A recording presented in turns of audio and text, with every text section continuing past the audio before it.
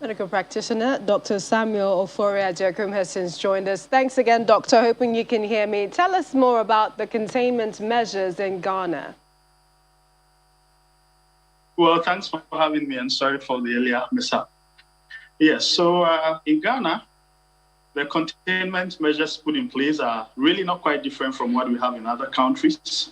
On the side of the public, the government recently introduced what they call a peer-to-peer compliance mechanism, where each citizen is encouraged as much as possible to push the other person, his neighbor, his co-worker, the passenger boarding a public transport, to put on their mask.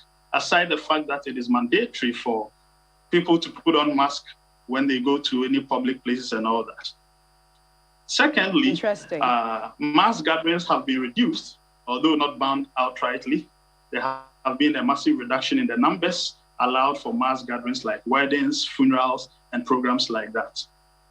All the safety measures and the protocols are also in place, as we know, hand washing, wearing of masks, as I said earlier.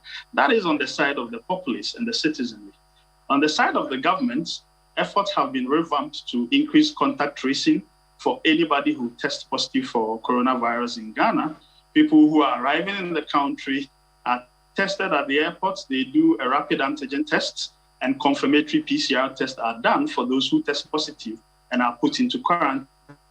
So the quarantine measures have been increased. A lot of hotels and guest houses and people in the tourism industry have been co-opted to support the government to contain these people who are entering the country, especially to prevent the spread of the new Delta variants.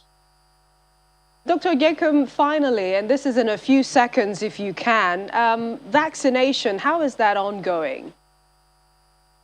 Vaccination is also ongoing.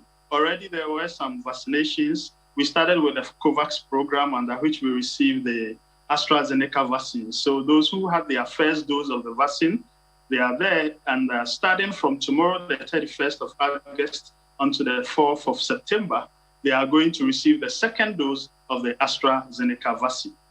Others have also received single-dose vaccines like the Sputnik vaccine and the Johnson & Johnson vaccines. We had 122,000 doses given out to people, even though the government was expecting at the time to be able to vaccinate up to 13 million people. But I think probably due to global logistical constraints on the supply chain of coronavirus vaccines, that hasn't materialized. But nonetheless, a lot of people have been vaccinated, and vaccination is still ongoing.